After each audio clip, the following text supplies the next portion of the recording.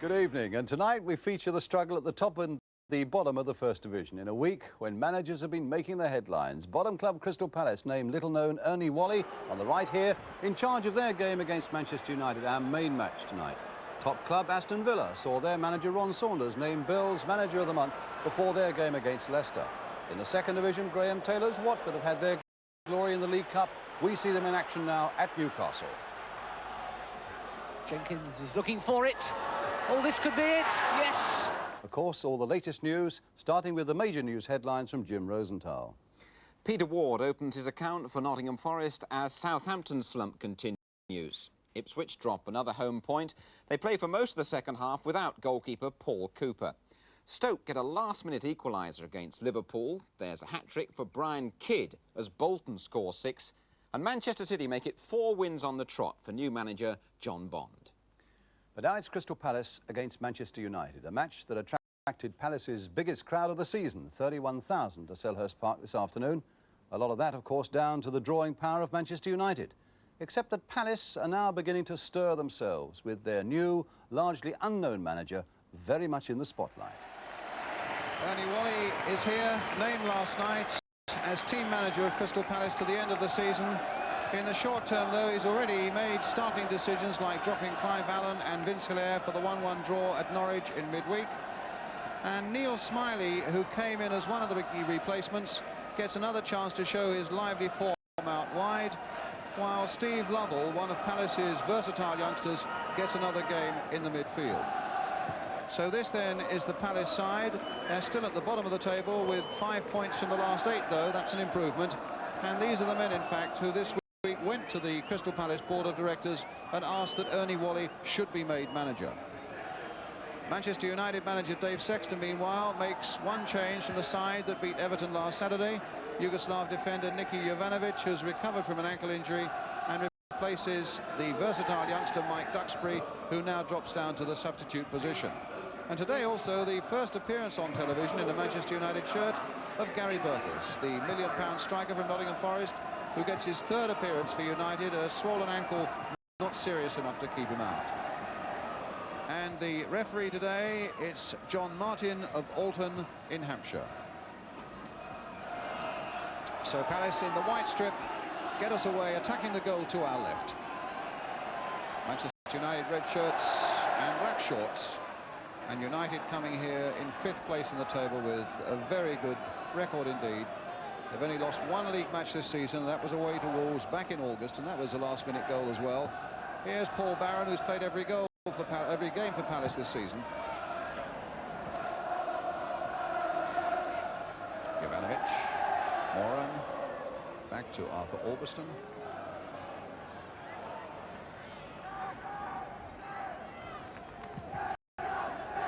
And again, an enormous kick there by Bailey, again aimed for Jordan, in fact reaching him. McElroy playing it on again for Bertels to try a run. Cannon sticking very close to him. Here's Hinchelwood. Walsh towards Flanagan there, but Flanagan beaten in the air.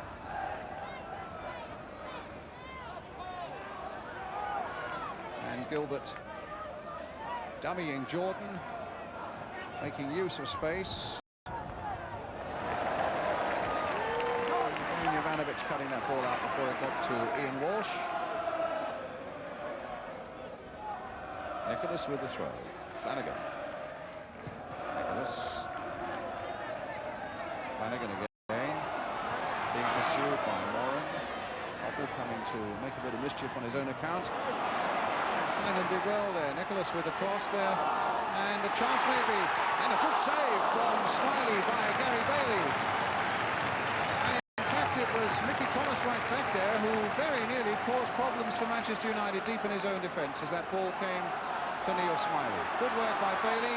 Jerry Francis now for Crystal Palace. And Sammy McElroy getting it away.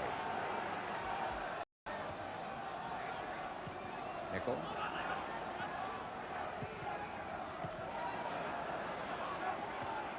Jordan playing it in here for Macari. Nicol again. Cannon.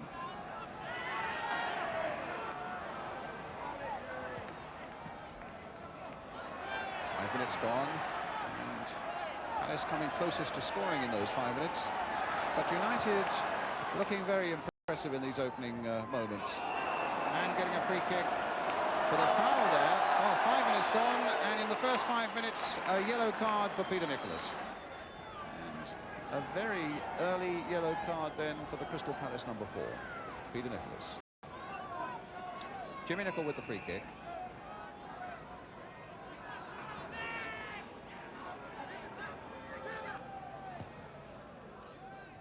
Joe Jordan, the backward header. Cannon with the header for Crystal Palace. Here's Koppel.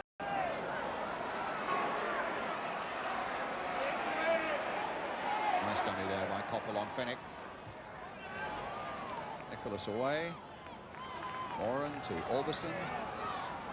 Stab through here for Mickey Thomas. And it was Lovell getting that away. Ernie Whalley then sitting in the box with a man in the spectacles on the left there, the chairman Raymond Bloy, who this week has made him team manager to the end of the season.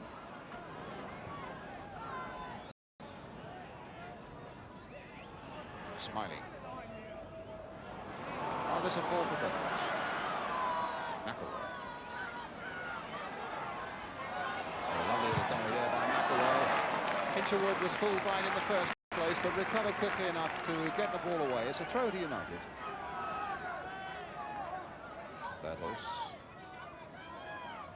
McElroy. High towards Jordan. Jimmy Nicol coming in there. And Barron down.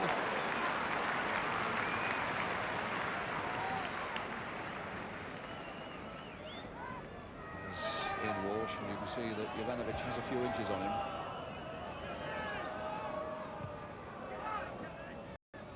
Against Flanagan, and the foul this time was Flanagan jumped there with Kevin Moran, and I think an arm must have gone flailing there as the two men went up for that ball, and Kevin Moran looks to be in a bit of trouble. This is the instant again as Mike Flanagan's right arm, in fact it may have been his right leg as he came down there, landing purely accidental. But Kevin Moran needing a bit of attention there. I should think he probably got a cut. So Jovanovic without his central defending partner.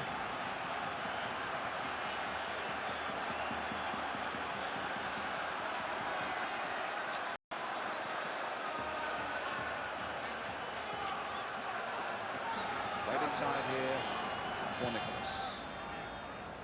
Well, Flanagan just over. Good combination there between Walsh and Flanagan.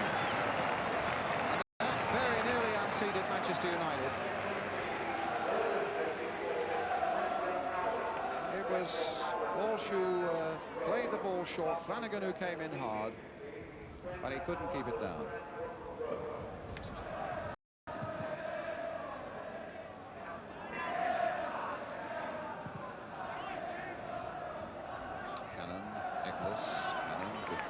Here, Walsh. This time Nicholas playing it on. Flanagan very active up there, being shadowed by Jovanovic though. Nicholas again. Lovell's gone free on the far side. Smiley's over there too. Hinchelwood supporting from the back. Here's Hinchelwood. Backward flick there. Cannon trying to make something of it. It might fall for Peter Nicholas. Trying to curl one. Oh, a brilliant goal!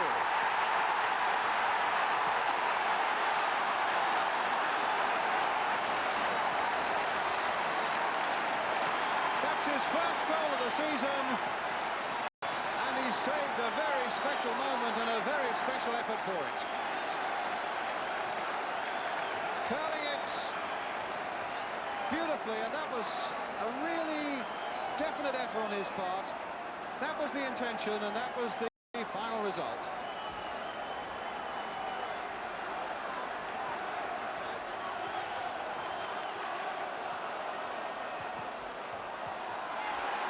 So the scorer then, Peter Nicholas, putting Crystal Palace into the lead, and what a game it's been for him. A yellow card after 5 minutes, and a goal after coming up to 30 minutes. And in the meantime, during all that excitement, Kevin Moran has come back onto the field of play. Looks like a plaster of something around his left eye, is it? Bertels. And now it's Koppel. Deep one there towards Macari, but Gilbert got up and got that one away. United have pushed a lot of people forward, though. It's really crowded in there. And then Lovell finds Ian Walsh and continues his run, and beautifully timed it is too. United are back quickly. Jovanovic battling away there, but Lovell's got the beating of him until the flag and the whistle pull them back. Well, a free kick to Crystal Palace. They might have preferred to have gone on with Lovell in the clear and Jovanovic behind him. Gary Bailey, the man who's got to face this little bit of pressure from Crystal Palace. Allowed to go a long way, and it was Paul Hinchelwood's shot that Bailey plucked out of the air. And it was the shot by Hinchelwood, saved there at full stretch by Bailey.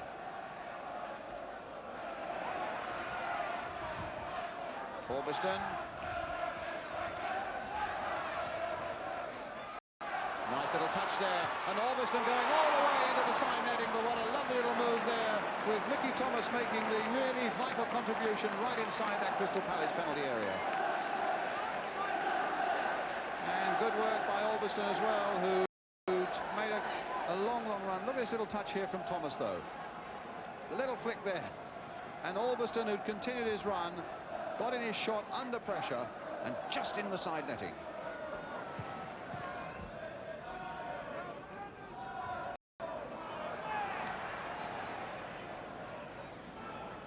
Well, one of the players who's been left out, Vince Hilaire on the right there. Jerry Murphy, also not in the Palace side at the moment, of course, alongside him.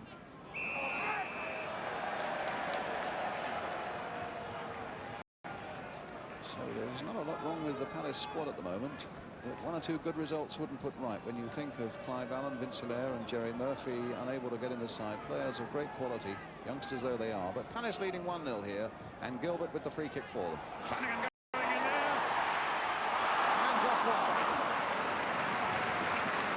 Mick Flanagan, who got a hat-trick against Southampton here, one of the wins under Ernie Whalley. It's a good brave header there as he came in knowing that Bailey would be around but not quite sure where, and in the end the ball falls just wide. As the half-time whistle goes, and Palace are into the lead. A goal of great craft, in fact, by Peter Nicholas. That was a deliberate attempt by him to curl the ball beyond Gary Bailey, and it worked to perfection. And for Palace, with United looking so comfortable, Palace really grafting away, and then growing in confidence as we came towards half-time, and they maintained that lead. Half-time then here at Selhurst Park. It's Crystal Palace 1, Manchester United 0.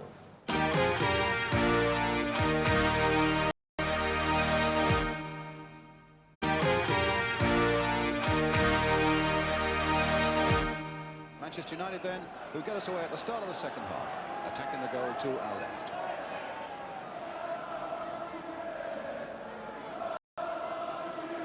Got a good record here, Manchester United, in fact.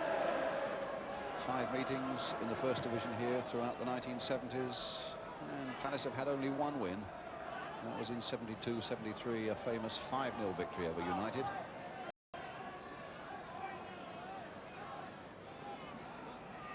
fact, United won here 2-0 last season with goals by Mickey Thomas, and I remember a particularly brilliant header by Joe Jordan.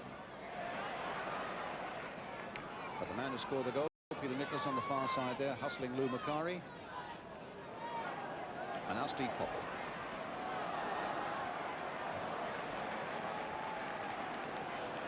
Birtles with the throw. Coppell's cross towards Joe Jordan. Mickey Thomas trying to get in there as well, but he hadn't got the inches. Orbiston's got the speed. And Fenwick getting that away for Palace. Touchdown there by Flanagan. Lovell playing it forward again for Walsh to chase. Oh, and Jovanovic very nearly caught out there. His mind was made up that he was going to pass it back. Just look how Walsh, in many ways, that epitomises the way Palace have been playing in this game. They've lacked that extra little bit of craft that maybe Manchester United have got, but they've lacked nothing in graft, and they've fought for everything.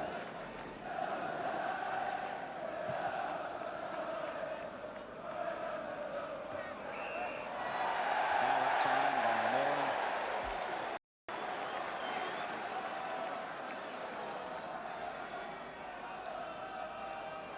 Francis. Walsh trying to get on the turn. Well, he did everything right except the last bit. And then I think the excitement of that moment got the better of him. There was a really beautiful turn there on Jovanovic, I think it was. And then a really wild explosion at the end. Francis's free kick curling there. And just look how Walsh loses Jovanovic here. It's with Cannon now. Cannon now looking to see that we can find Francis. Flanagan turning it in nicely there for Lovell. Played on again for Walsh. Back again for Lovell. Hit well, and Bailey had to get down.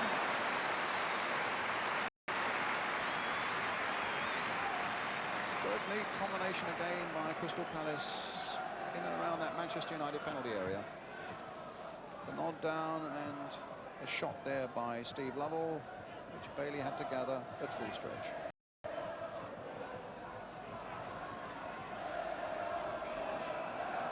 Foul as Birtles was savage from behind there. Macari with the kick.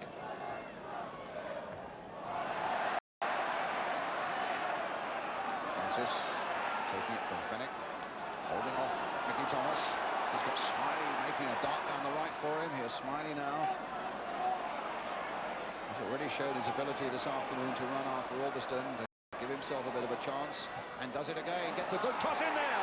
Oh, and the header by Mick Flanagan. Well, it fell quite easily for Gary Bailey, and I think Mick Flanagan, who's a pretty good header of the ball, might have felt that he could have done slightly better with that one. Good play here again by Smiley, though. A lovely cross, weighted perfectly there for Flanagan.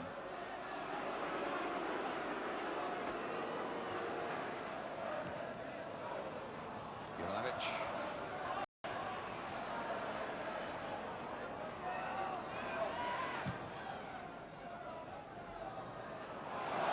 Break here by Cannon. Very positive indeed. And Cannon going a long way, and his shot.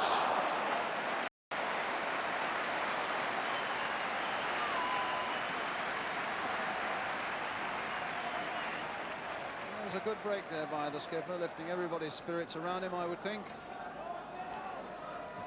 But his shot at the end, wide of Gary Bailey's goal. Jovanovic.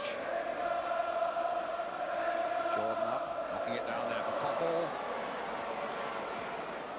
Back for Jordan again. Hit in low there. Oh, Birtles, a matter of inches away from getting his first goal for United.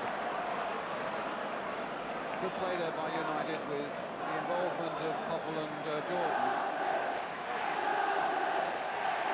And Jordan hit the perfect cross in as it happened, a real low one that would test everybody, and Birtles got there, but so too did the Palace defenders. Jovanovic. And again, the whistle went too quickly. Supposed to criticise referees, but if there's one criticism, I think, is that occasionally the whistle has gone a little too quickly and no advantage has been given today. although on other occasions he's played a very good advantage. But we have a corner now for Manchester United, which Koppel will take. And you don't need me to tell you that Jovanovic and Moran will both come up for this one. You can see the number 5 right in the centre there of that goal mouth. It has come out as far as Alveston. A whole action concentrated now around that 18-yard area, as Koppel now tries to tempt Fenwick into doing something rash, tries to get the ball across himself, does so. Jordan nods it down superbly. It just needed a touch from somebody.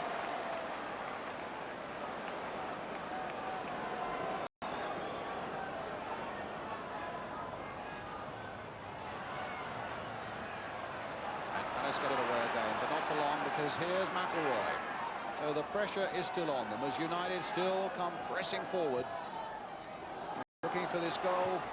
There's Jordan, Mickey Thomas right in there as well. A free kick. Oh, and some unpleasantness there between Hinshelwood and Joe Jordan, and Jordan's going to get a yellow card.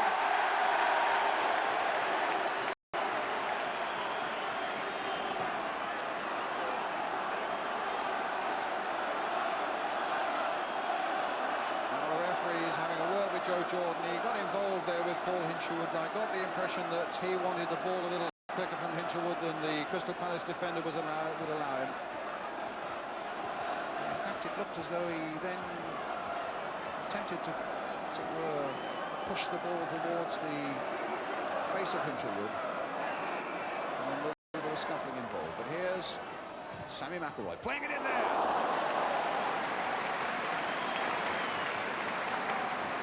Very nearly got through, and it just wanted a touch from Jovanovic or Jordan, who were right in there.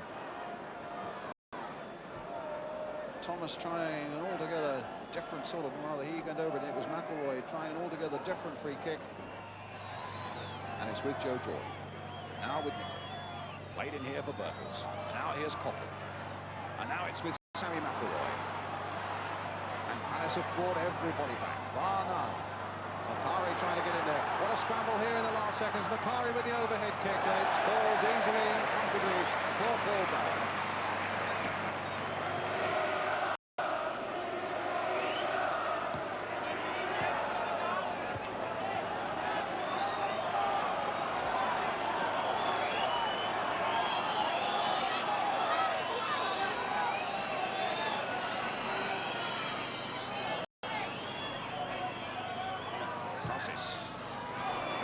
They're playing time added on, and Palace are almost there now. A throw for them. Paul Hinshelwood with it. A few more seconds are being eaten up. Here come United.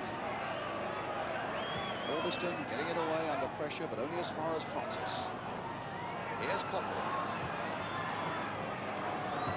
And Gilbert getting that one away for Crystal Palace. Back it goes from Alveston to Gary Bailey, and he'll hit a long one forward, which is what they were doing early on, to no avail. Here's McElroy. Played in again there towards Koppel. United with a lot of people up now. It could be dangerous in the last seconds for Crystal Palace, but Koppel forced away. And here come Palace again. And here's a great chance now for Walsh, maybe, to make it number 2 for them. Straight at Bailey. Side of the field, over on the far side of the field for an offside, and Palace, who looked to be in trouble one moment, looked to be absolutely safe a moment later as Walsh went diving away. And I think as we're coming towards 2 minutes of time added on, and the referee looks at his watch, I think Ernie Wally's little bit of magic is probably going to work here again for Crystal Palace. Final whistle! Palace have done it. Ernie Wally goes away. An amazing record. 7 points out of the last 10. The chairman, Raymond Roy, the spectacles there. Well, their vote of confidence in their new manager has paid handsome dividends today. You can measure in terms of the victory what it means to Crystal Palace. It means 2 points. What you can't measure is what it's going to do for them in terms of the confidence of a young side as they can continue to battle to get away from the bottom of the First Division.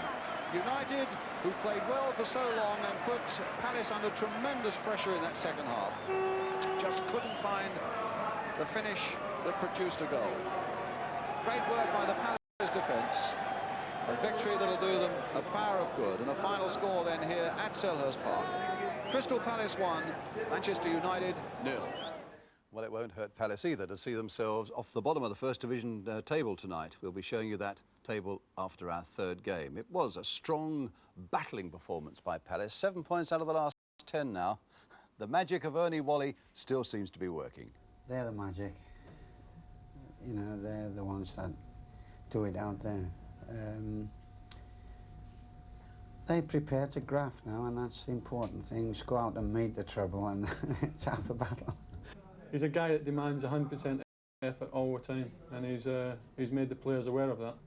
And they'll die for him at the moment, because they obviously like to see him do well. He's been given a chance now, and I think he's proved his capabilities in the past 4 or 5 games. Yes, because I think you went to the board, didn't you, as captain, and said, look, this is the fellow we want. Yeah, How did that come about in the first place?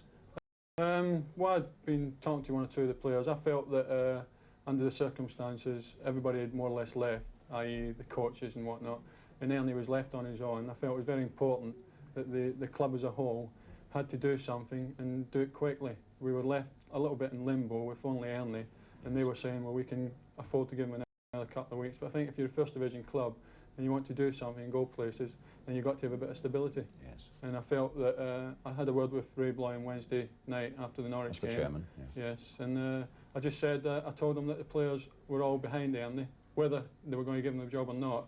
But I felt that in the position we were in, it was unfair to leave it as it was. Yes. I think in the position we're in, you've got to do it. Because when you're second or third from the top, or over the other, halfway, people want to play, people want to do that little bit extra. But when you're down at the bottom, people want to hide. And this is where you need a really bit of character, just to lift each other off. And this is what they're doing.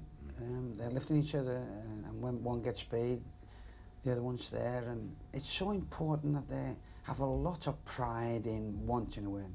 And the thing is, just like losing is a bad habit, winning's a good habit. And that's a habit I like them to get. Yes. Well, everyone at Selhurst Park was saying, don't underestimate Ernie Whalley. After today, I don't think that's going to happen. It was bold of him to drop Vince Hilaire, who was there watching today from the tunnel, and striker Clive Allen, who was in the reserves at Bristol City, scoring a goal, incidentally, in Palace's 4-0 win. That's still very much in my mind, Ernie Whalley told me, obviously. And they'll both be in the Crystal Palace side for the friendly match at Wimbledon on Tuesday. That's to open the new Wimbledon lights. Disappointing, of course, for Manchester United today, but there is better news. It is that Ray Wilkins, their midfield man, who's been out all season with a groin injury, starts light training again on Monday, though it may be Christmas before he's ready for the first team. And still with the Wilkins family, 18-year-old Dean Wilkins came on as a sub for Queen's Park Rangers today, his first appearance in a 0-0 draw at Grimsby. Uncanny, a remarkable likeness to Ray himself. Remember, brother Graham plays for Chelsea. Dad was a pro as well. That's quite a footballing family there, the Wilkins. Well, coming up next, more action as we see Newcastle United against Watford, and then to the top of the First Division for Aston Villa against Leicester City.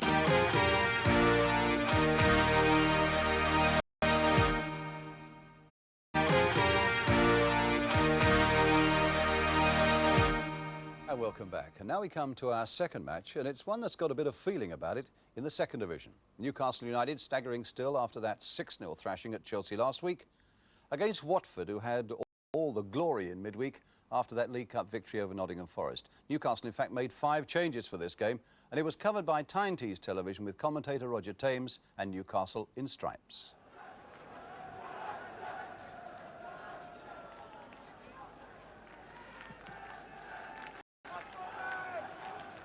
Sims was at full stretch then, and oh my word, Alan's shoulder must have felt that one from Mick Henderson, but well, it was an offence. I don't think it was in any way malicious. And shoulder more shocked than injured, I think. But it does give Newcastle the free kick. Hibbett's taking it quickly. Oh, and it's there from Terry Hibbett. Eric Steele looks disgusted with himself, but Terry Hibbett delighted. They certainly took that free kick quickly, and they caught Watford napping as well. Hibbett ran onto that one and he meant business. It got a deflection off Luther Blissett.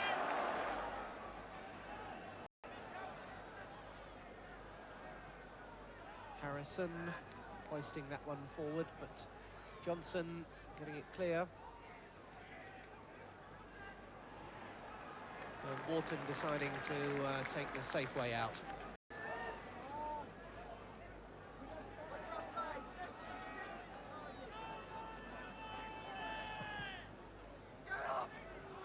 Midway through the first half, Newcastle leading 1-0, but it could be 2-0 now, and it certainly is. Bobby Shinton. So simply taken.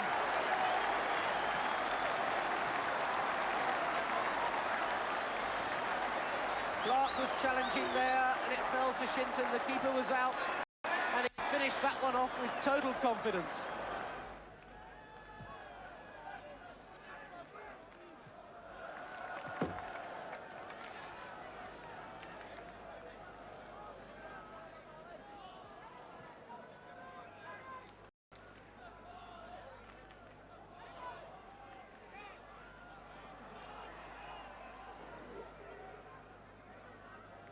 Hibbett looking for Ray Clark. Oh, Steele was in trouble then, and it was Sims who put him in it.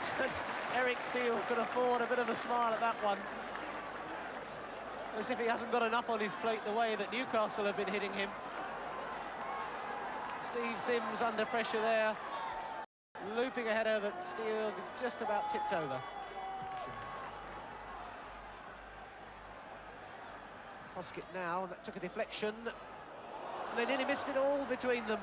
Unfortunately, it missed the goal as well. Fortunately for Newcastle, and Kevin Carr in particular, who came for that one and got in a bit of a mix-up. And you can afford to smile when the ball bounces wide. So it's a rare corner for Watford, which Wilf Rostron takes. Jackett's in there, and Carr did well. Carr did extremely well as Kenny Jackett looked for the opportunity to shoot. Carr was off his line.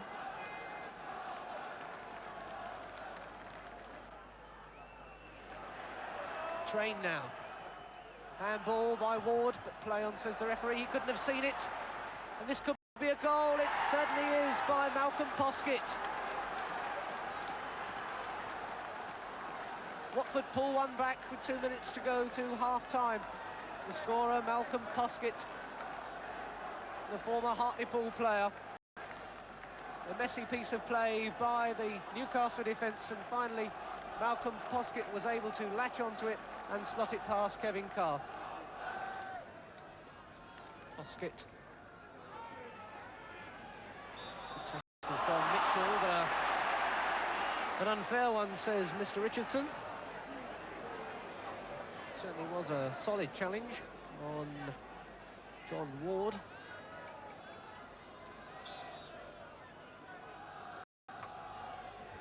Jenkins is looking for it.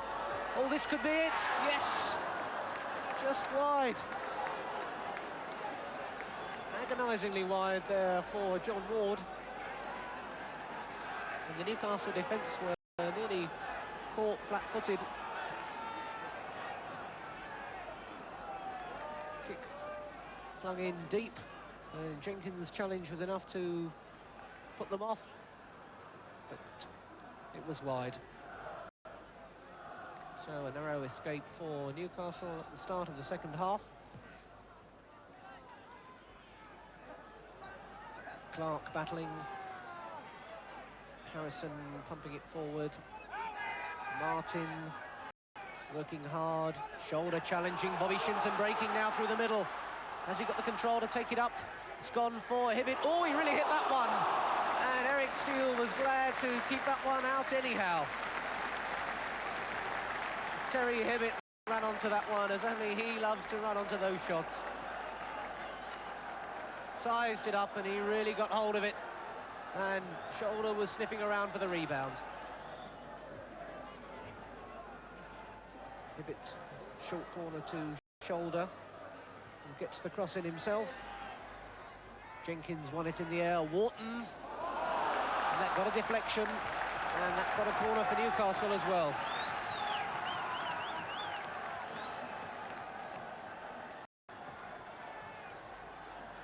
Shinton on the near post there. Jacket with him. Shoulder with the corner. Shinton got a header to it. The overhead effort. Oh, that would have been a great goal from Stuart Bone. And that brings a smile from him as well. Not exactly renowned for his ingenuity on the ball at times, but there really was nothing wrong with that effort when the corner came across. Half cleared out and Bone making something out of nothing. Well, it finished a 2-1 victory for Newcastle that at least restores a little of their pride, and a defeat for Watford that means that they've taken only 1 point from 7 league matches away from Vicarage Road this season. Well, here with the national news now, Jim Rosenthal. Peter Ward's first goal for Forest, 7 bookings, a sending off and a crazy penalty. Those are the ingredients for the most dramatic match of the day at the City Ground, where Forest beat Southampton 2-1. Ward got his goal after 7 minutes. Steve Moran, who's getting a lot of goals himself at the moment, quickly equalised. And just before half-time came that penalty. Nick Holmes thought the whistle had gone for another infringement. He handled in the area and John Robertson made no mistake. Malcolm Waldron, the Southampton defender, was the man sent off. Waldron booked in the first half. He went after fouling Ward. And yellow cards from Cup final referee George Courtney for Messrs Shilton, Burns and Bowyer, and Southampton's Watson, Golak and Boyer. Another player in trouble, Jeff Palmer, the Wolves fullback, sent off in the 2-1 win over Sunderland.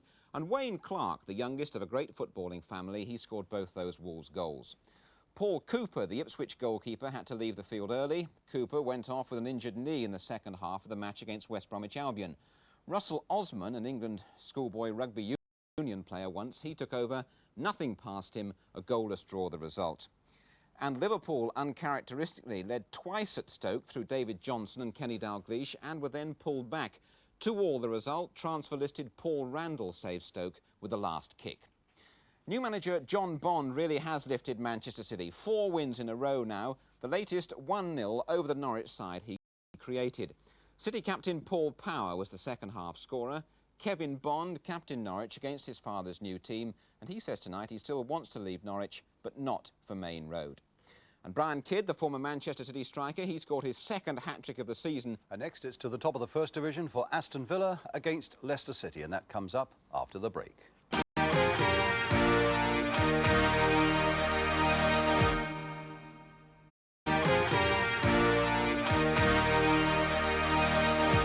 Welcome back. For our third game tonight, it's Aston Villa against Leicester City at Villa Park. Villa are leading the First Division table at the start of the day by 2 points. Leicester City coming to this game 4 off the bottom. Just under 30,000 there. The pictures from ATV, commentator Hugh Johns. Quality and character mark this Villa side, from Rimmer through to Morley. All have fire, flair and individuality, but above all, a willingness to pool their talents to create a genuine team effort. Even a fringe player like Eamon Dacey is able to step in and do a job, as he must again for only the 7th time in the starting lineup as the injured Gibson's replacement. Leicester stick to the side that beat Wolves last Saturday, a win that ended a sickening run which produced just 1 point from 5 games. But goal scoring is still their biggest problem. 11 in 16 games so far, and only 3 in away matches. Referee Ron Bridges of Deeside gets us underway. The claret and blue of Aston Villa. Top of the table, Aston Villa. Attacking the goal to the right.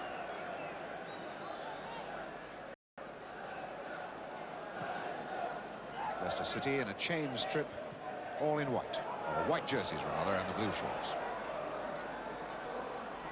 Linesman today, incidentally, Roger Milford of Bristol, Walter Williams of Cardiff. And this is Henderson, the ball in for Melrose. Well, it was a good break by Leicester. Jim Melrose, who hasn't really had too much luck since he came down here from Partick. Tommy Williams belting that forward. It's Evans forward for with Cowans. Chase back for Jeff Scott to cover.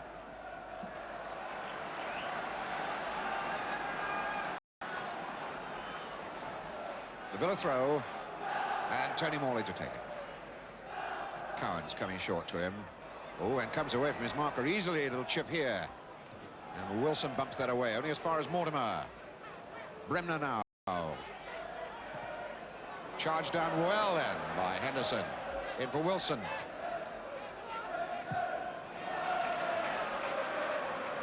Wallington coming well off his line quickly.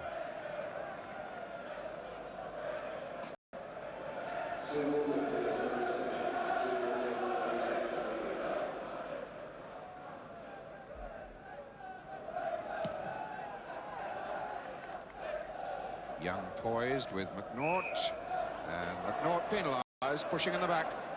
Bobby Smith places the ball, but the free kick not going to be taken quickly. Larry May hits it long for Young. Henderson tries, comes to Smith. Good try. Calm. Calculated shot on the volley.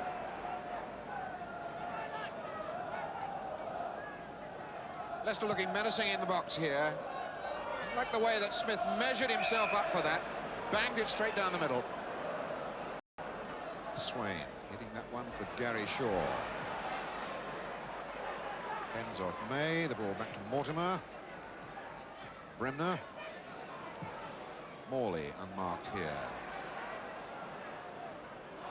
And Bremner gets a touch to with. Here's Morley. There's the shot. Good save too.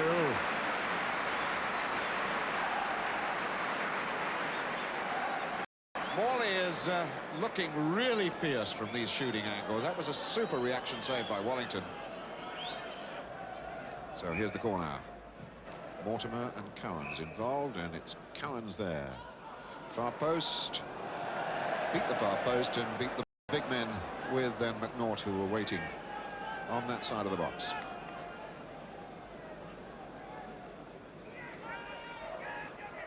McNaught, powerful head. Tommy Williams up in the air, in there again. McNaught, pressure on Larry May. And he's lost that one. And here goes Gary Shaw. Kept his head, just missed the goal. Terrible error then by Larry May, which let in Gary Shaw. And Leicester lucky not to be punished for that mistake. Wallington narrows the angle on his near post, and the ball goes past the far post. That ball will come down to Young to drive. What a good one too. Speculative, worth a bang from that range. Alan Young didn't waste too much time over it. Bang on target, but Rimmer equal to the job.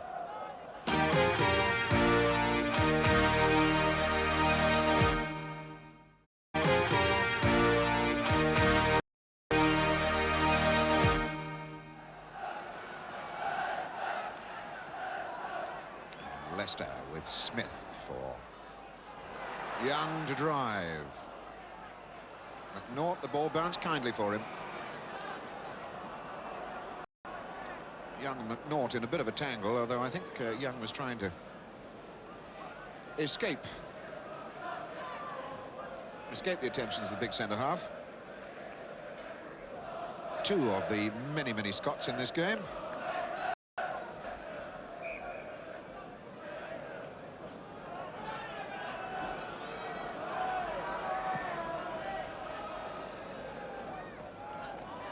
Williams, Henderson, Morley. Need to play the ball, gets the throw in anyway.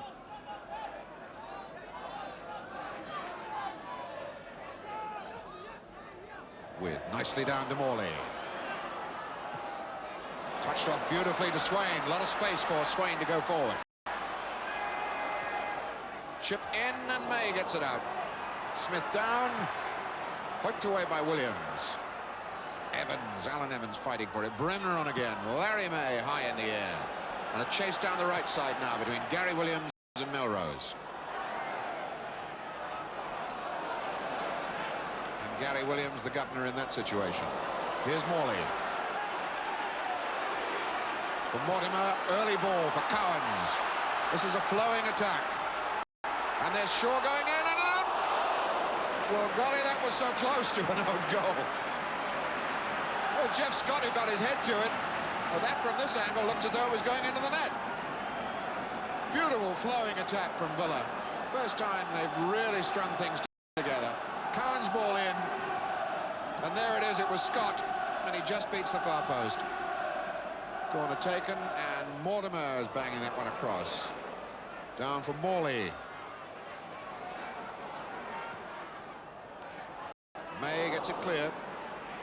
Now Wilson, fending off Mortimer. That was pushing by Mortimer, free kick. Cowans then. Swain. That's an awkward ball. Wallington comes. Just did enough. Morley. Carr tanking after him.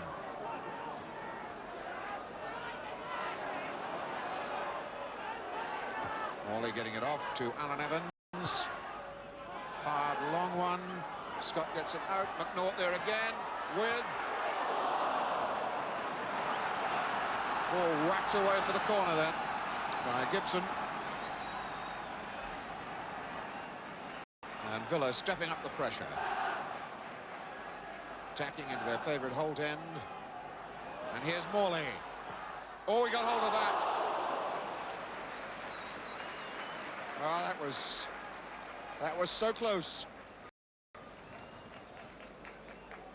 What I like about this fella Morley, he doesn't hang about, sees the chance and drives it. He wasn't too far away.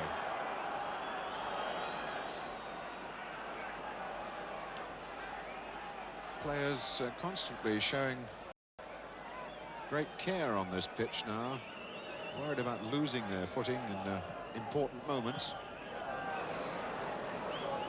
It is a little treacherous. Morley knocks that on for Cowans. Smith covering Cowans.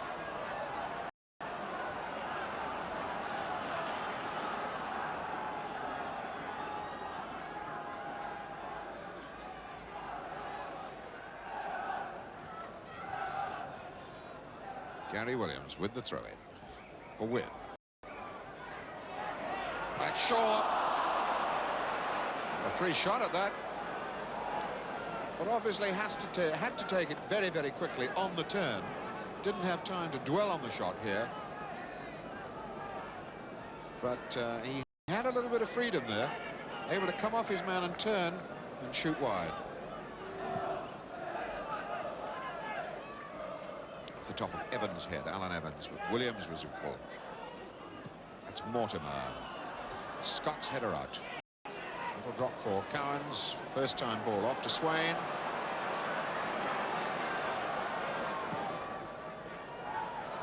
With down to Shaw.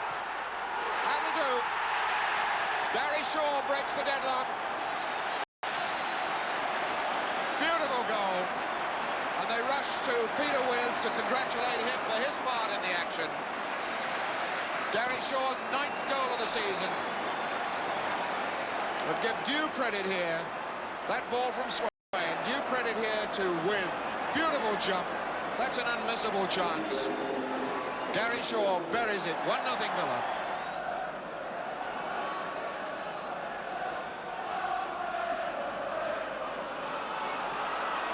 Villa fans don't want them to play about with the ball like that. Now they're in front, they want them to get on with the game. Great roars of anguish from the Villa supporters. With knocks that ball down. Swain kept it in play. McNaught. Peter With jumps well for Cowans. Beautiful goal. Oh, what a cracker from Gordon Cowans. That's his 3rd goal of the season, the first time he's hit one from anything other than the penalty spot. And once again they congratulate Peter With. That was McNaught's ball, the high one. Once again, With gets up there to fight for it, drops it down for Cowans, the shot across Wallington into the far corner.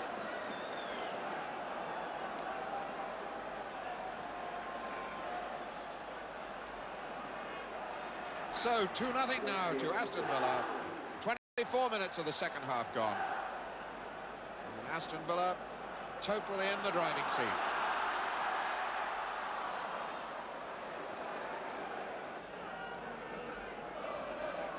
And Leicester fans very subdued now. Mortimer giving the run. Push by Tommy Williams on Mortimer, gives the free kick to Aston Villa. And he'll delay it for a moment or two, waiting for the big men to get up there. Alan Evans has gone forward into the box. Morley chips near post. Shaw again, far post, looking for Evans. Hit the post. And pushing, was it? Well, it looked as though we can see this again now and see exactly what happened on that far post. Shaw, who will lift the ball to the far post. Alan Evans comes battering in. Looks as though it was pushing by Alan Evans.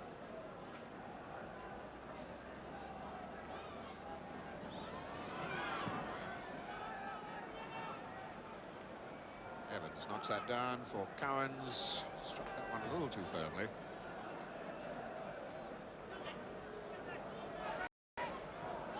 Young, Smith. Young for Carr. Morley going with Carr. Young. Good-looking cross. Melrose. When nothing's going right for a team, it really always goes wrong. Shaw. Ball out. Still a ball now. Appeals for handball. Not too positive with those calls. Peter Will. Referee Bridges has a look at his watch. That's it. This attack cannot develop any further. So there it is. Indeed, with that 2-0 win, Aston Villa increased their lead at the top to 3 points. Ipswich only drawing at home to West Brom. Forest going up to third place after their win over Southampton. Liverpool dropping the point that Jim was telling you about at Stoke. While at the bottom, as we come to the bottom of the table now, Palace moved up 2 places after that victory over Manchester United. Brighton now on the bottom after losing at Arsenal, and Leicester have now slipped down to 21st position. Well, with Aston Villa at the top, their players are really in the money now. It's reported that the bonus for winning today at the top of the table was £500 per man, and that's on top of their wages. Well, the Villa manager Ron Saunders had this to say tonight about the big money players are earning these days. I'm disappointed that you saw fit to mention the bonuses, because personally I think the bonuses and what the players earn is between the players and the club. And unfortunately, a lot of people have seen fit to publicise the fact this past week. You must accept the fact that in football is show business. Show business people earn a tremendous amount of money, of which you will never exactly know how much. And I think what they earn is their business. I think every penny that an Aston Villa player earns, he earns, spelt out in capital letters. And I don't think that's got anything at all to do with the overdraft that we've got, and certainly nothing to do with the state of the game at the moment. What I do think is that the freedom of contract is biting so deep now, a lot of people are choosing not to discuss it and not to worry about it, and it's going to have many, many very, very deep effects in the future. And do you think the huge sums that players can earn can make the ordinary working man a little resentful? I would think the ordinary man is delighted to know that his team are earning on a par with the rest of the players in the country, and if they're doing well, better than the rest of the players in the country. That is the ball game that we're in now. Well, tonight we've seen Aston Villa open up a gap at the top of the First Division. We've also seen Crystal Palace climb away from the bottom. And for Palace, it's been a week they'll never forget. But at least it finished with a brilliant goal and a famous victory over Manchester United, which had the Palace fans on their feet and the chairman too. Backward flick there. Cannon trying to make something of it. It might fall for Peter Nicholas. Trying to curl one. Oh, a brilliant goal!